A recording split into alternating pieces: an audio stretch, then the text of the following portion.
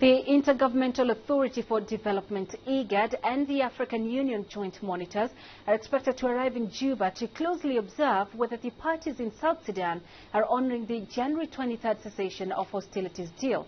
CCTV's Groom Chala tells us more.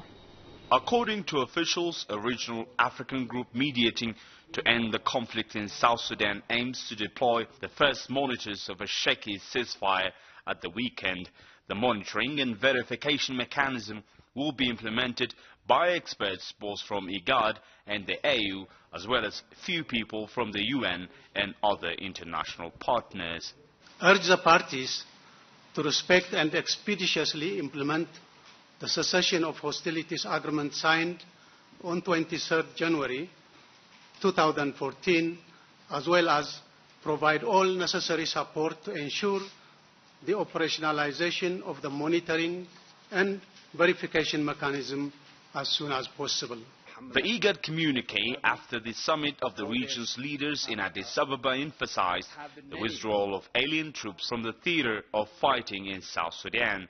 Simply, it means troops like Ugandan are asked to do so. Some reports say Uganda found that decision not palatable, but officials believe anything that could jeopardize the smooth process to peace must be addressed. Urge the parties to ensure the progressive withdrawal of armed groups and all allied forces invited by either side from the theater of operations as per the cessation of hostilities agreement.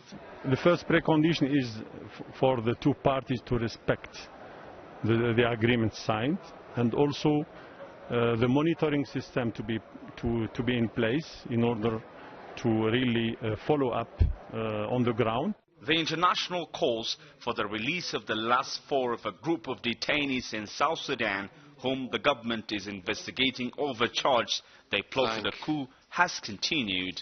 The government of President Salva Kiir and rebels loyal to his sacked deputy Riek Machar agreed a ceasefire deal on January 23rd, but both parties have accused each other of violations. IGAD, heads of state, called for an initial monitoring and verification mechanism presence in South Sudan within 48 hours. That 48-hour timeline would give the group until Sunday to put the advanced party of monitors on the ground. Groom Chala, CCTV, Addis Ababa, Ethiopia.